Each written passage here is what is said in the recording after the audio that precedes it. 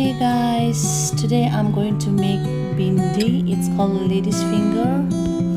So first wash it nicely and wipe it, make it dry, and then cut it on nice pieces.